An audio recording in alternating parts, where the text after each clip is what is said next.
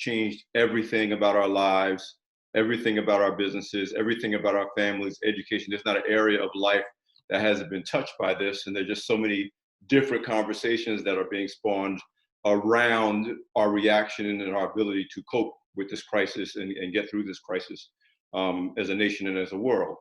But one of the most interesting conversations around this crisis is the difference between politics, which is about policy, philosophies, beliefs about the way the world should operate, and then government, which is about not just ideas, but execution. That's about leadership, not just philosophies and beliefs and principles, but what happens on the ground in execution. And of course, we're dealing with a crisis where leadership is a matter of life or death. The number of lives that we lose, the cost to our economy, the cost to our jobs and our businesses does not necessarily lie in the political arena, but lies in the government arena, in the good government arena.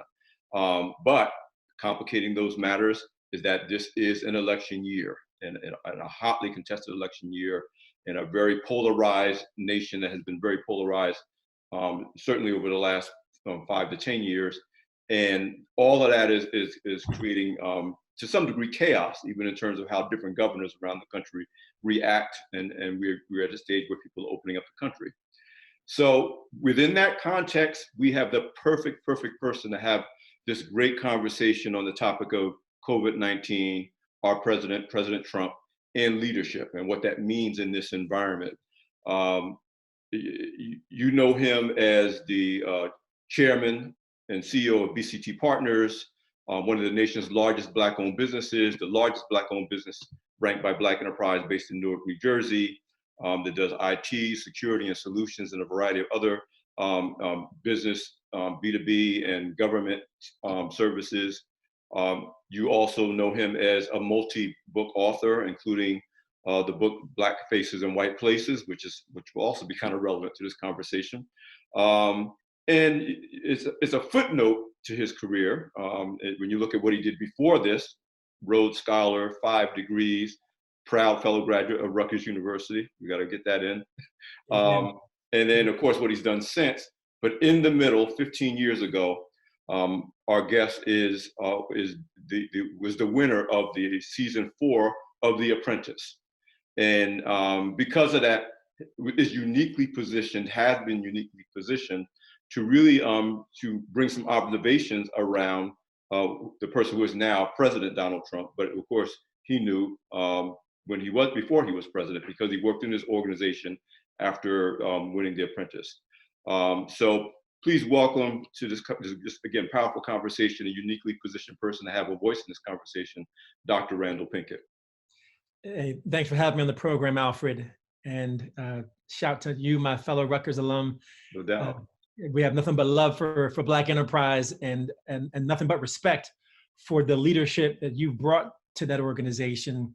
And so it's a real pleasure, a real joy to be having this dialogue with you in what is a very important time for our communities, for our country, and for our world. No doubt, no doubt, no doubt. One of the reasons I wanted to have this conversation is while you weren't the only one, there were others. Again, now we're going back to the previous election and what was happening. And you were very vocal. You sounded the alarm very early on with the prospect of a Donald Trump presidency and what the implications that would be for the nation. And again, going beyond political beliefs, because there's politics, and there's whether you're liberal or conservative or Democrat or Republican, but you had some very powerful things to say about what this would mean in terms of the governing of the country. And based on your experience, one on the show, obviously you spent a lot of time around him. Everybody will remember the famous, do you want to share? And you're reminding him that it's The Apprentice, not The Apprentice. But then again, you worked in this organization. So why don't we set it up by talking about what your exposure was to the culture of the organization, and of course that culture flows from the mindset and the principles of the leader.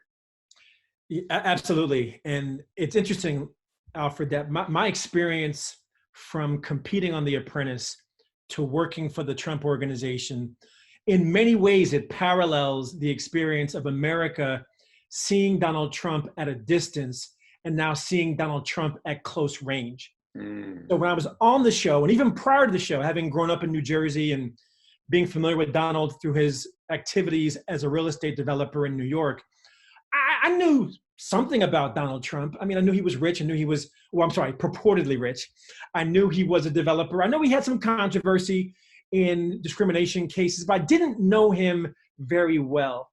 And even when we taped The Apprentice, we had a very reasonably distanced relationship to Donald, in as much as the most substantive interactions were either a reward where you might have had a chance to have dinner with Donald as a reward for winning, or if you were in the boardroom. And most of that time was spent interrogating what you didn't do or what you did wrong, not getting to know him. And so even when I took my apprenticeship, other than my finale, which you mentioned, where I saw the very initial clear sign that this guy could be dangerous, when I joined the Trump organization, I was relatively wide-eyed and open to learning all of what it took for him to build what I perceived to be a successful business enterprise. And I liken the experience of working for Donald, or even now seeing a lens into Donald's world, as being around somebody with bad breath. I say that the closer you get, the worse the experience. Oh, wow, wow. And the closer I got, the more I saw a culture of the Trump organization that was very combative, unnecessarily abrasive, one that did not respect or honor diversity and was not inclusive along any dimension, and one that was centered, very ego-centered around Donald, in a very tight inner circle of people.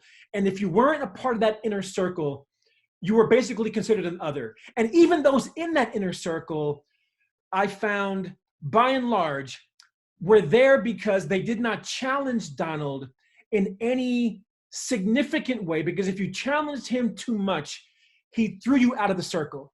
And so that was my experience over the course of that year. By the end of the year, much like at the end of this term, I had seen an entirely new light of Donald Trump than what I had seen from a distance from New Jersey to New York, and at a closer distance competing on the show to become his apprentice.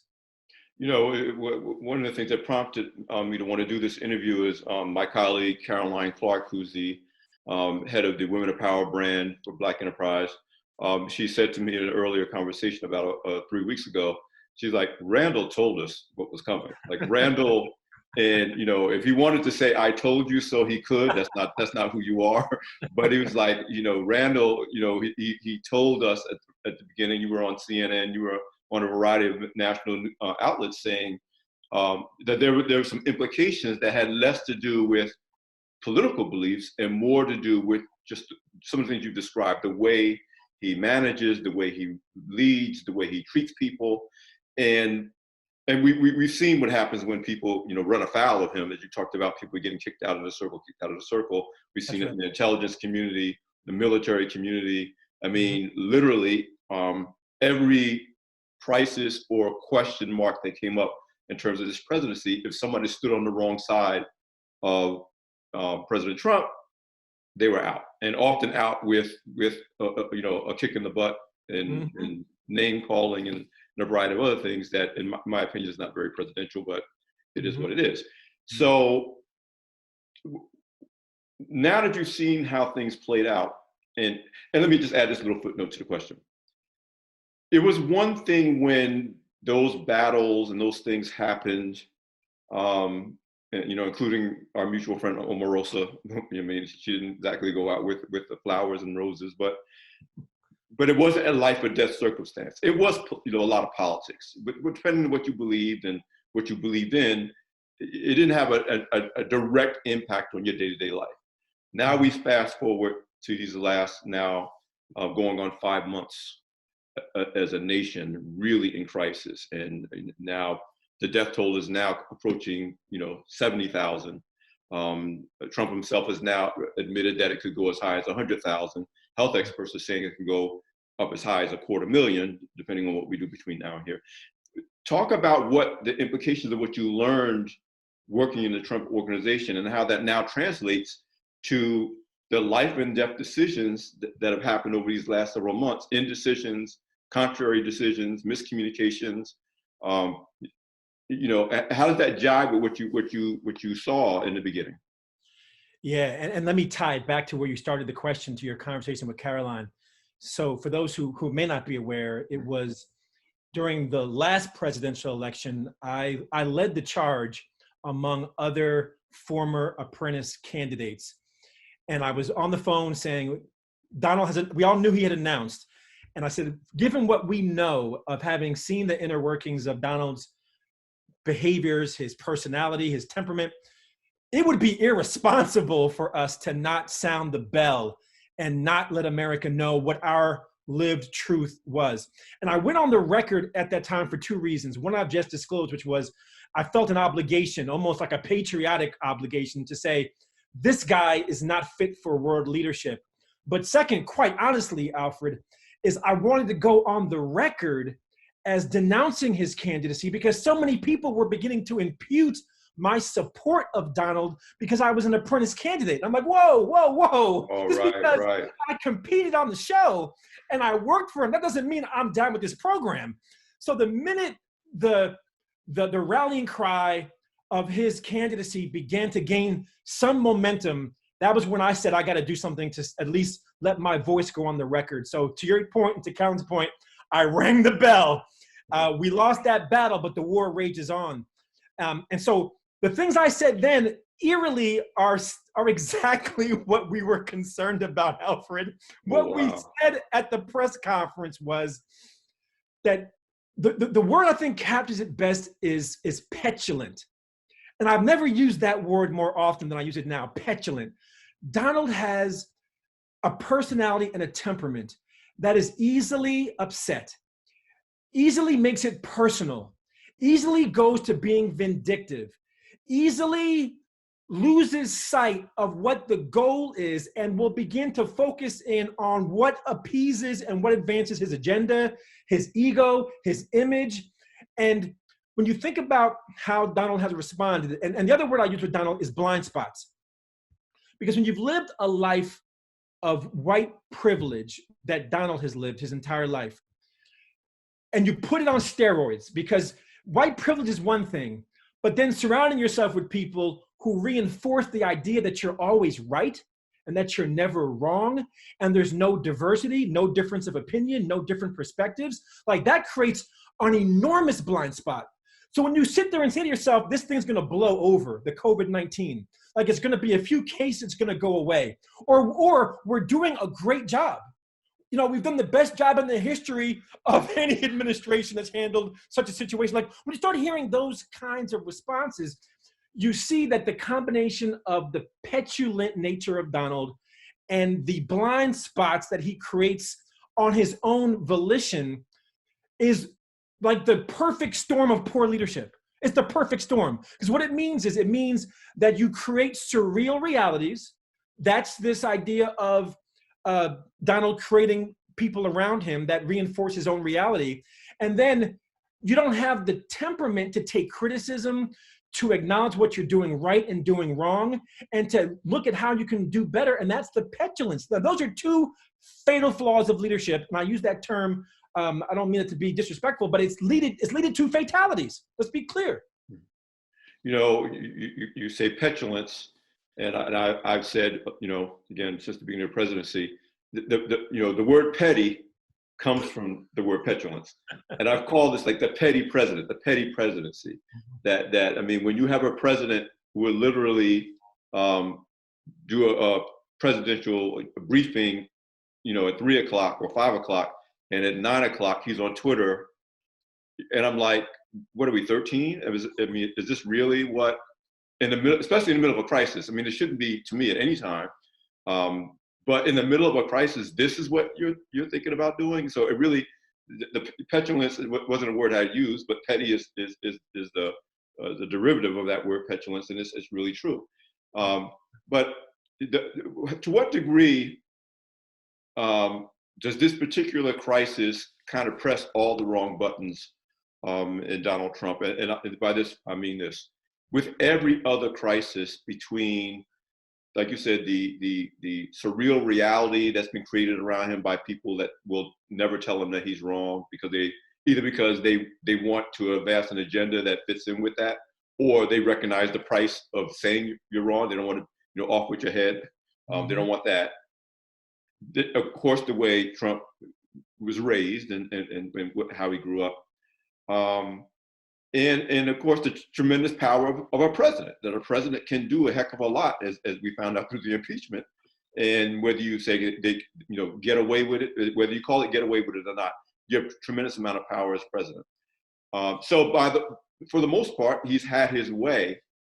But now you have an enemy that doesn't care about politics, doesn't care about your ego, doesn't care about borders, doesn't care, what the employment rate is. COVID does not care,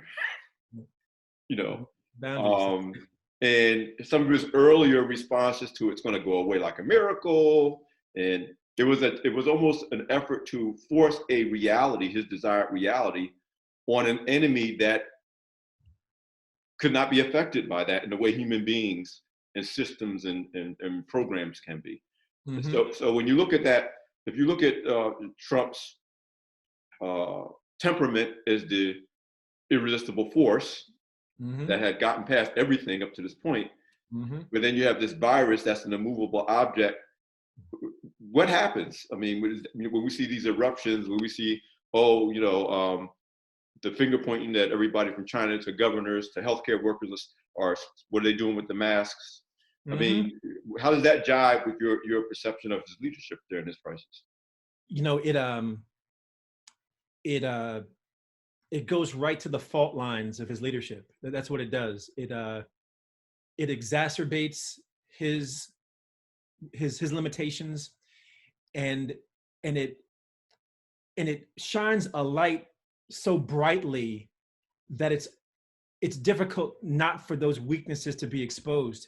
I mean, we see it in press briefings where he has this defensive posture and orientation towards questions that are oftentimes based on fact, not based on opinion, but facts presented to him suggesting that other things could have been done better or could be done better. And he has this defensive posture. More of an attack posture, actually. That's right. That's exactly right. And it's even suggesting that the reality, the facts are different than what he's saying they are in the present. Forget about what he didn't do in the past or what wasn't done in the past.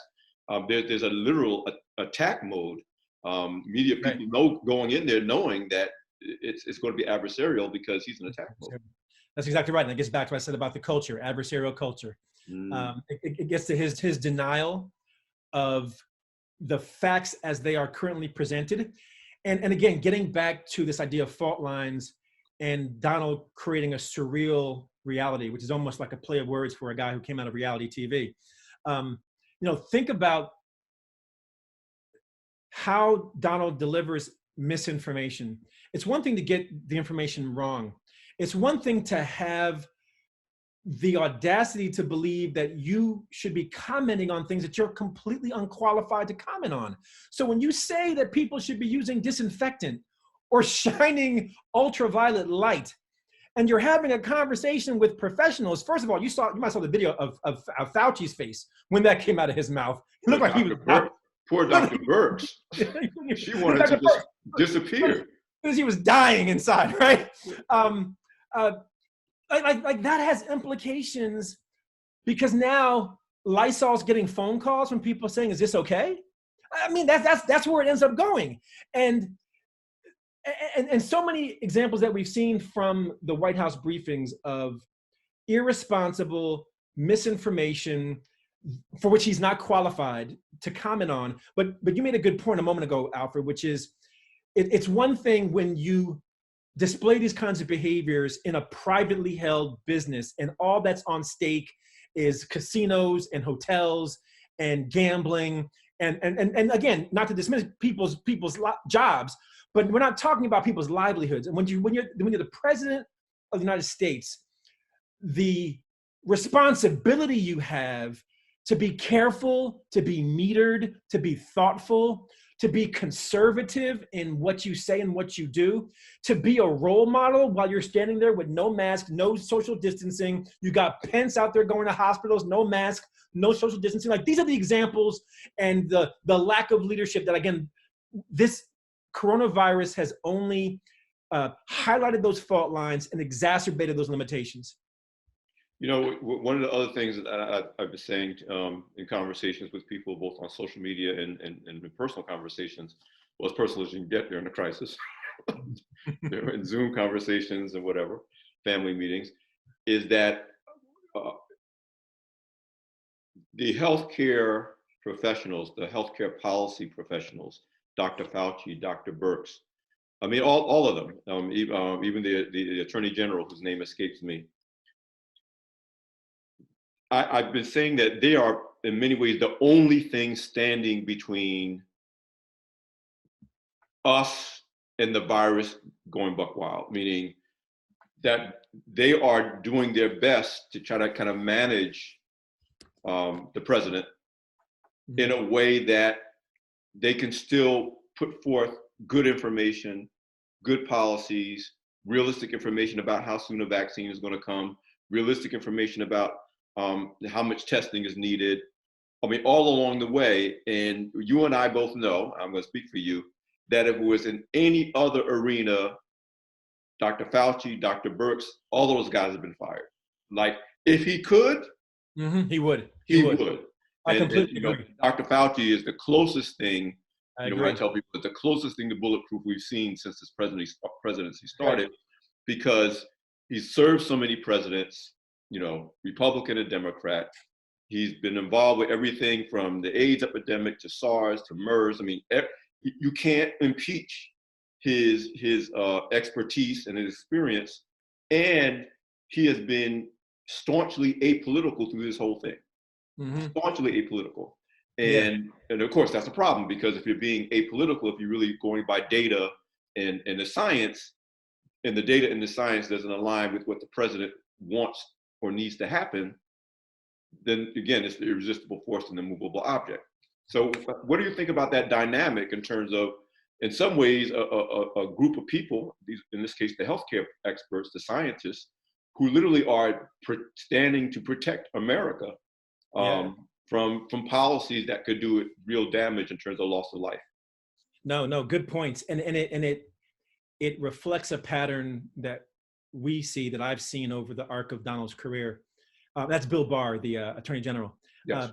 But I think back to. Actually, I meant to mention, it was the Surgeon General I was trying to remember. Surgeon General. Oh, got you. Surgeon General. Got you. Yeah, we'll look that up in a second. Yeah. When I was at the Trump Organization, the guy who was well recognized as Donald's right-hand man, did his dirty work, would take a bullet for Donald, was Michael Cohen. And it was widely recognized. Like Michael Cohen would go to the wall for Donald Trump. And to your point, I've seen people come and go, Scaramucci, Omarosa, the list goes on. Like, we've seen the revolving door. But I'll tell you this, Alfred, for those of us who have been in the Trump Organization, when we saw Donald turn on Michael Cohen, let me tell you, when you see a man turn on the guy who did his dirty work and risked his reputation, his freedom for Donald, when he turned on him, I said, this dude can turn on anyone. Anyone is expendable. Anyone is expendable. And to your point, the only thing that keeps Fauci or Birx or others from being expendable is that at this point in time, they are absolutely not expendable. Like, there's just no way he can dance or skirt around the implications of getting rid of them, given their experience and given the circumstance. And I also remember when General Kelly left the administration as chief of staff, it was another one of those moments for me where I said, another one of the adults has left the room. Mad Dog Mattis, he left the room. Like the list goes on of people who I think, and I don't know Kelly or Mattis well enough to know, but if I had to put my mind into their shoes, having been in the room with other executives in a Donald Trump circle, I have to believe that they were thinking, to your point, Alfred, I need to stay around because if I'm not here, this thing could go awry. But then they get to a point like this thing is so messed up and is so dysfunctional, and he's not heeding my advice, and he won't do what's sensible. I gotta go. And I have to believe Fauci and Birx at some point have had that same thought, but they thought to themselves, I cannot go because that's too much of a risk for the country. To your point, it's just as likely that they have tried to quit. And of course, I don't know anything. So I'm not speaking for Dr. Birx or Dr. Fauci or anybody. But in my mind, it's just as likely that they tried to quit as it is that he tried to fire them. Because like you said, when it's that dysfunctional, at some point, again, especially after the Lysol and ultraviolet light, I mean, you looked at their faces and they're like, really? And again, it would be different if it was like, oh, he's insulting my personal professional opinion, where they're like, no, the nation is in this battle. The world is in this battle, but the nation's in this battle, and it's a healthcare battle. It's a life and death battle. It's an economic battle. Again, no matter what you think about how fast or how slow the government should open up, there are people whose businesses will never come back again. There's people who are going to have to figure out a way to pick up their jobs again. You got, domestic violence rising in homes because people are now confronting issues that may have been there all along, but this is amplifying it. Of course, we know what the impact has been in cities like New Orleans and Detroit because of the underlying healthcare disparities that in the black and brown communities. It's nationwide, but it's much higher in cities like St. Louis and Detroit and New Orleans. And so you can almost see it. To me, if I pick a Time Man of the Year, I mean, Dr. Fauci would be it as far as concerned because he's almost single-handedly. With other, there's a whole, team of Check and balance. But him and then of course the healthcare professionals all across the country who are battling on the front lines of this, nurses, doctors, and others. But they are the line of defense between us and the virus, and sadly between us and the president in terms of what he might say or do, and what the implications are for policy around the country and around the world. That's right.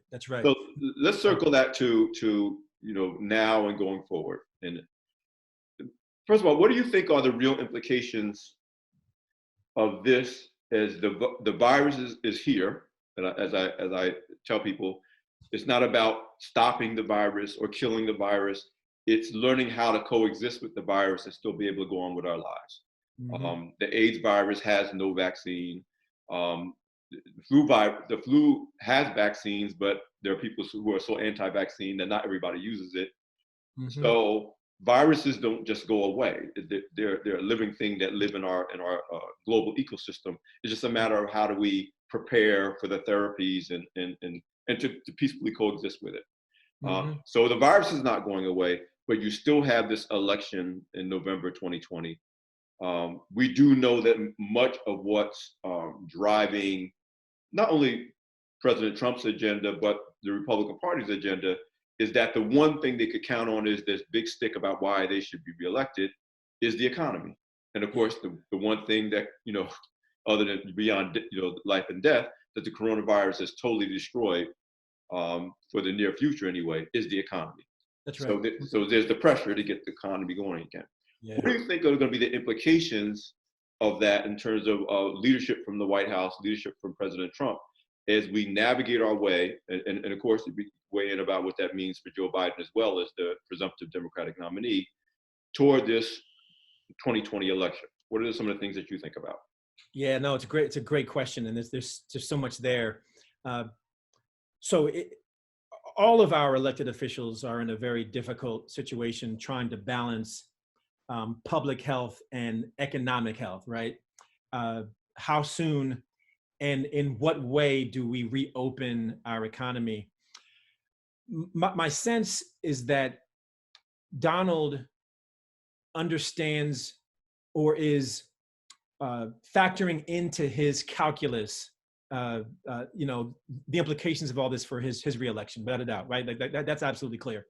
And even recent reports talked about his poll numbers going down from the briefings that he was doing. And that's part of the reason why, if not the only reason why, he stopped doing the briefings. They're like, yo, D, your numbers are going down. You keep saying these crazy things at the podium. So I think that the power has shifted to the states. I think the governors are largely able to drive the decisions and the agenda of when and how they're going to open. But I think there's going to be mounting pressure from the White House as the summer approaches, and especially as the fall approaches, that if there aren't definitive steps for the economy to show signs of life, knowing that that could very, very well, to your point, be Donald's demise in the fall election, that Donald will continue to become more and more unhinged.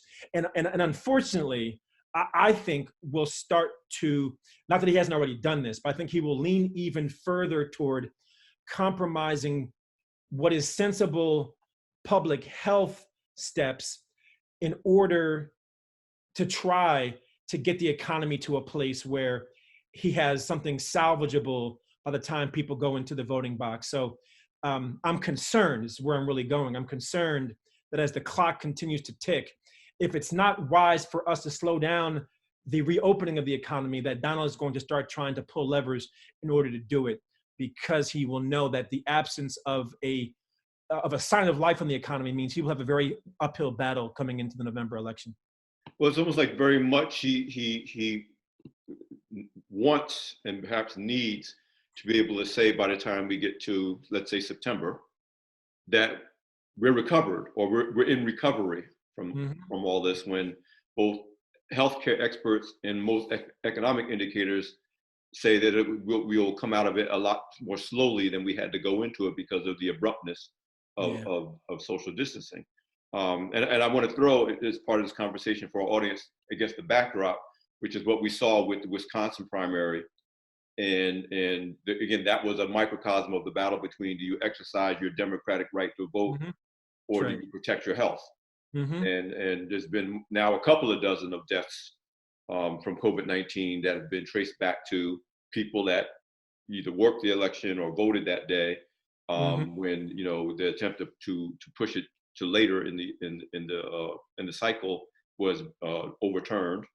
And so there was a literal, again, life for every choice we're making now, whether it's to open up our businesses, whether it's to go back to work, whether it's to send our kids to school, or in this case, whether it's to go and exercise our right to vote in pretty critical elections.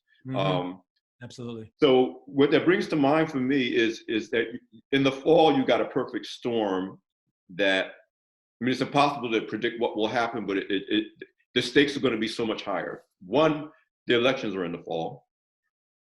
Two, like you said, the longer it takes for us to kind of get back to work, it's the short-term pain of unemployment and lost businesses and lost tax revenue in the case of the states and the governors.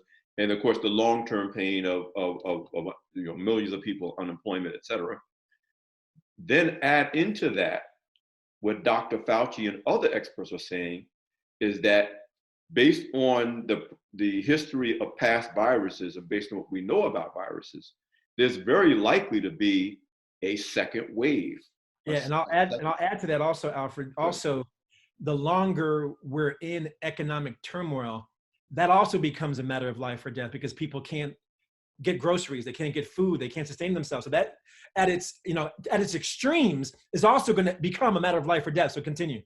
Yeah. So when you take the impact on people, just the way you laid out, the time it's going to take to get the economy going again. Second wave. The second wave of what the corona could be, which and our ability to deal with it. And I do think governors and mayors are really trying to prepare for that. For example, Governor Cuomo was like, if no hospital can get above 70% capacity, because we need that extra capacity in case there's a spike or a second wave. and at least with I think the Spanish flu, the second wave was way bigger than the first wave. Wow. You know, Mm. and then at the same time you got this election. So Mhm. I'm looking at the months between say September and November. Man, this is going Man, to be a huge test for our country, it is. for our nation. I mean, not just the president and the White House, but every governor, every mayor, in terms of how do you manage that? And you can't predict all the variables. Hmm. Um, Hmm. with the discussion of leadership in general, let's take a little bit off of President Trump and just talk about leadership in general. I say to people that the reason why governors, and this is regardless of party, I mean, yeah, the governor of Florida opened up and the governor of Georgia opened up and the Republican governors, but you also have Republican governors who are like, it's too soon, we're not doing this yet. So again, when it gets down to good government, politics kind of takes a back seat. What do you see from mayors and governors around the country who, in my opinion, while you can quibble about some of the decisions of some of the governors, have been forced to do it the right way, because when all is said and done, the consequences of what happens hits their cities and their states. You have to be a good government person to run a state or a city in a way that you don't necessarily have to be good at nuts and bolts of government when you're the president. Yeah, and I know we were trying to get off of Donald, but there's a tie in here to the extent that the governors have had to step in to fill voids in the national coordination role coming out of the White House. I remember just a few weeks ago where Donald said something about them in referring to the states. I'm like, and people's response was like, "Who is them? We're all Americans." Right. And so I look at, say, Governor Newsom cutting a deal to get manufacturing capacity around PPE. When I look at Governor Cuomo and others who have begun to organize these coalitions so that governors can be more coordinated in how they think about the supply and the demand of what's needed at a macro level as opposed to at a micro level. Like that's exactly the kind of leadership that we've needed, which is when I've talked to other entrepreneurs in this day, I said, like the magic word for us is pivot. Like, what's your pivot in response to COVID-19? And if you're an elected official, you've got to have a pivot. And what you can't do is you can't wait on the White House to give you clear, coordinated, objective direction of what should be happening across multiple states. You have to look out for what's in the best interest of your state, but you have to also be mindful of how you're coordinating with other adjacent states, regions, and nationally. I think Eric Garcetti in Los Angeles was one of my classmates at Oxford when I was studying there. I think he's doing an outstanding job as a mayor who's thinking about, a thoughtful kind of metered approach to how we begin to reopen and reintroduce the economy. So I see some really great leaders sprouting up across the country because they're pivoting in response to what they're not getting from the White House or in response to what is happening on the ground because of the pandemic. So Randal, I want to get your opinion of what we're facing as a nation going forward as we look at kind of a perfect storm of what could be happening by the time the fall comes around. So of course, we're under tremendous economic pressure as a nation, and President Trump in particular is under tremendous pressure to be able to feel like he can say that we're in recovery from the virus, certainly by the fall, let's say by September. At the same time, governors and mayors are struggling to get the economies going without causing a resurgence of the virus. Dr. Fauci and other experts are saying that there's a likelihood of a second wave of the virus around that same time. And at the same time, people are dealing with unemployment, lost businesses, et cetera, and trying to figure out, am I sending my kids back to school in September or am I not? When you look at all of that we're dealing with, first tell me what you're thinking about the governors and the mayors and what they're doing in terms of leadership that perhaps may not be coming from the White House, and what you see that we're going to be really facing going forward. Well, you hit the nail on the head. What we're seeing from governors and mayors is they're having to fill a void for what is not coming out of the White House. And we see it happening across the country. We see Governor Newsom in California having to cut his own deal to get PPE because he couldn't get assistance from the White House. We see Governor Cuomo in New York working with other states to coordinate the availability and the supply of needs that states have, because the federal government has not stepped in to provide that macro level coordination.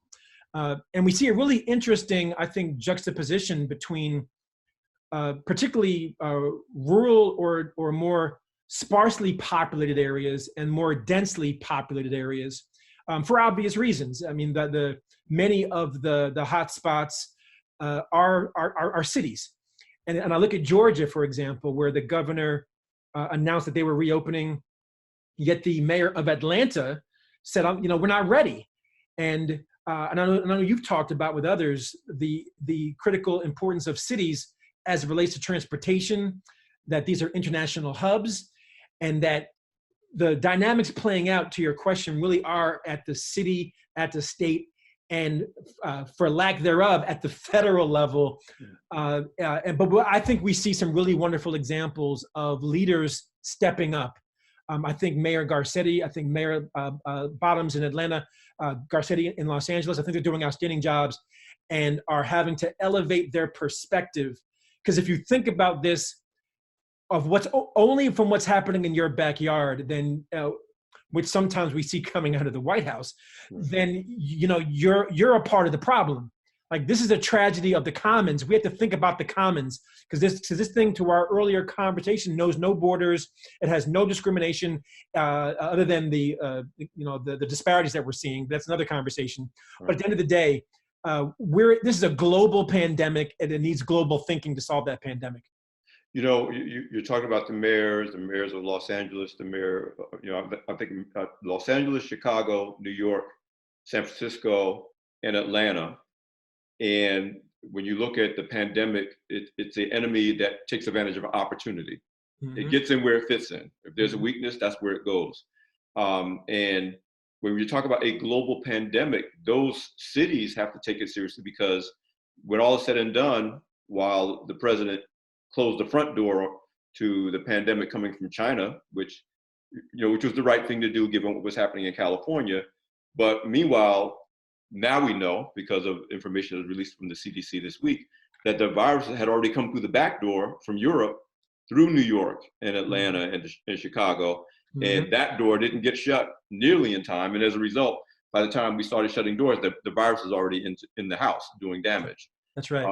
So when you look at the work of the mayors and you look at the work of the governors, and then in so many ways, they've had to fill in from what you would hope or expect to have come from the top.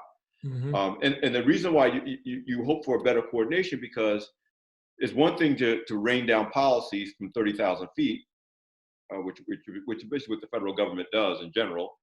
Not just the White House, but Congress, the Senate, and the U.S., House of Representatives. But then when that comes down, and we've seen it with the PPP program, we see that with the stimulus checks, then it has to be executed on the ground somehow. And without any real coordination, and I kind of want to almost close out this conversation around this topic of where we go from here, it's awfully hard to do it effectively against a virus that doesn't really recognize borders and political parties or political beliefs. And now we get to where we're the major call from governors across the country who say, if you really want us to reopen, we must have a system of testing and contact tracing. That's right. So that we can stay ahead of this thing, even as we begin to open up our society again, open up our economy again. And again, we're hearing, you guys figure that out. There's enough testing going on. We're testing more people than any other country, and that shouldn't be your reason for being slow on the uptick of opening up countries again. Opening up the country again, or states again. Even to the point, literally, I think yesterday or today, he's telling Virginia, you're going too slow. And Virginia's like, we're going slow for a reason. Mm-hmm. So talk about what that looks like in terms of the leadership we're still going to need between now in the end of the year and even into 2021 if we're really going to avoid getting hit again and perhaps again by this virus in a way that our economy probably can't withstand.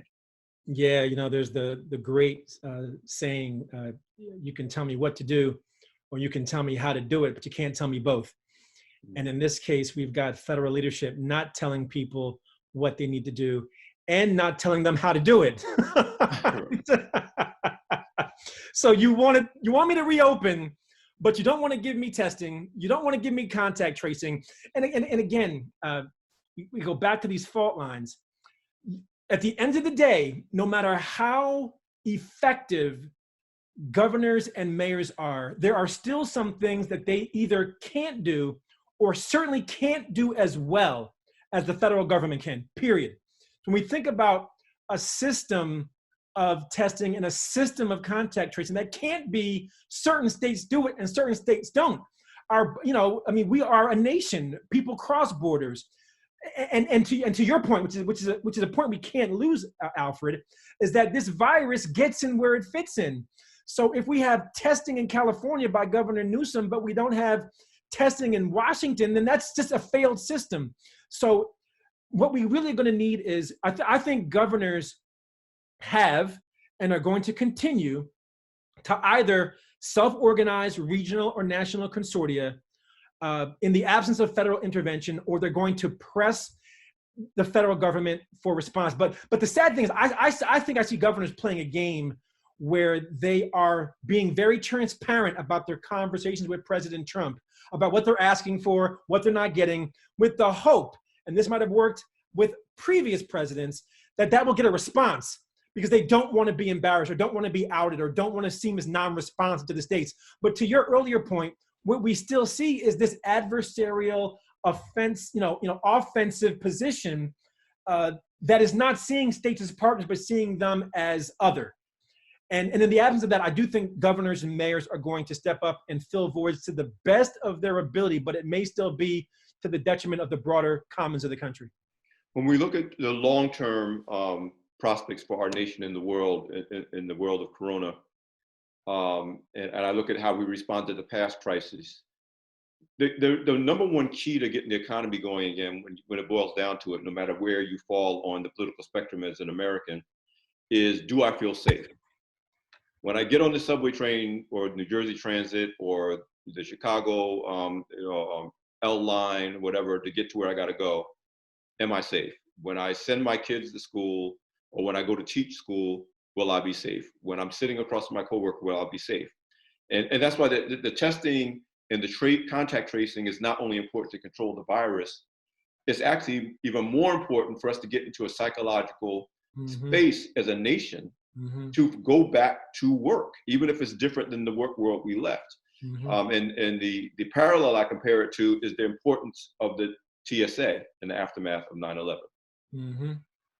Yes, it physically keeps us safe, but more importantly, it created a psychological sense of security so that we could say, I'm willing to get back on a plane again. I'm willing to fly for business. I'm willing to fly for vacation because the economy can't work. And I give credit to the White House and to Republicans saying that we can't let the airline industry fail. I get it. They're big companies. You feel like, why are we bailing them out? Well, you're bailing them out because nothing works if nobody's willing to get on a plane. And I see the same parallel in terms of needing a real national system of contact tracing and testing that's going to take an army of people. We already see Mayor Bloomberg in New York volunteering to put together or to coordinate that among the states in the Northeastern United States. A real system, not unlike the TSA after 9/11, to make this thing happen in a way that all Americans, no matter how you feel about it, feel like, okay, I'm willing to go back out again. Yeah, and I'll piggyback off your point, Alfred, and say I also give credit to the administration. That includes the Senate, the House, and the White House for putting money on the street intended for small business. 500 employees or lower. We remember the housing crisis of 2008, and you as an expert on small business know as well as I do, there wasn't a single dollar that went on the street for small business in that recession. And I know my firm had layoffs, we had downsizing. And so while the execution, again, to your point, has had its challenges, the intent of trying to provide support to keep people employed, to keep businesses alive, recognizing that there are going to be many losers and many winners in the aftermath of this pandemic, was the right spirit and the right intent. But you also make another important point, which is around national leadership and the psychological assurance.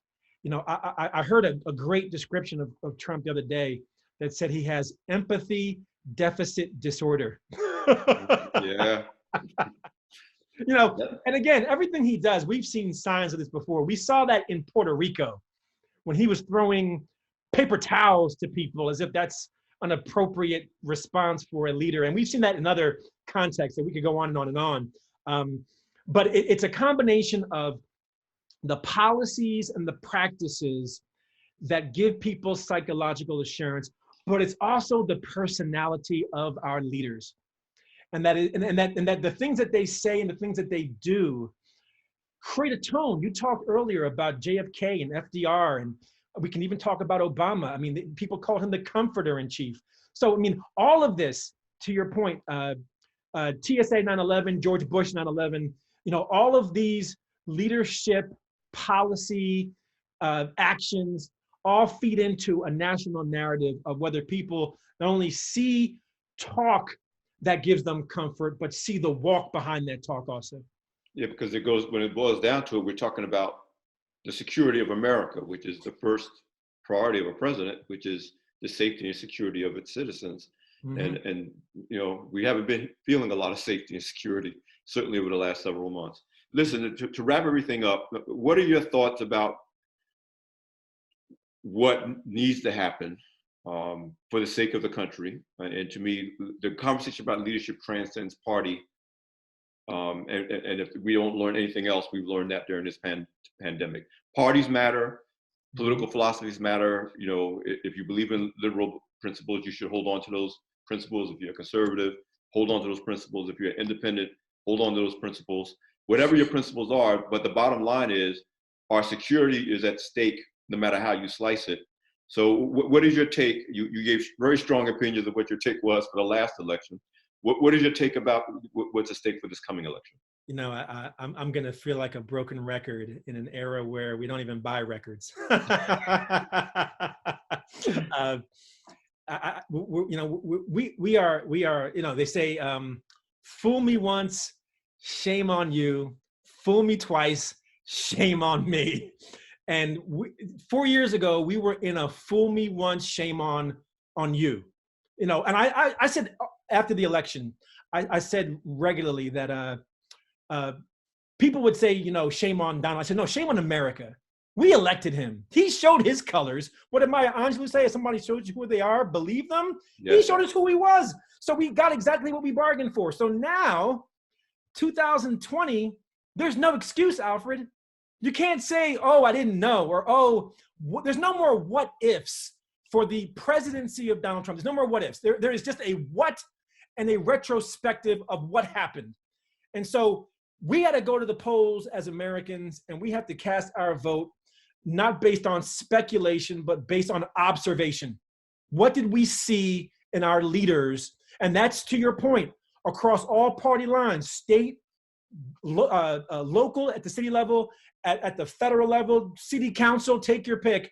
This, circumstances don't create leaders, they reveal them. The question is, who has been revealed in 2020 for an unprecedented pandemic as a leader, and who is not? That's the question we have to ask ourselves as Americans in 2020. I cannot think of a better note to end our conversation on, Randal. Thank you so much for joining us. Thanks to our audience for listening.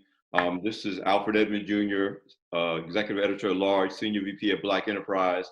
And listen, we're going to follow up, Randal, obviously, because again, a lot can and will happen between now and November 2020. And of course, who knows what 2021 is going to look like. So again, thank you so much for your time and for joining us for this conversation. Thank you, Albert. Always a pleasure to see you, my friend. Continue to let your voice be a light to our community for the issues that we're facing today. I appreciate you and all that you're doing as well. God bless you.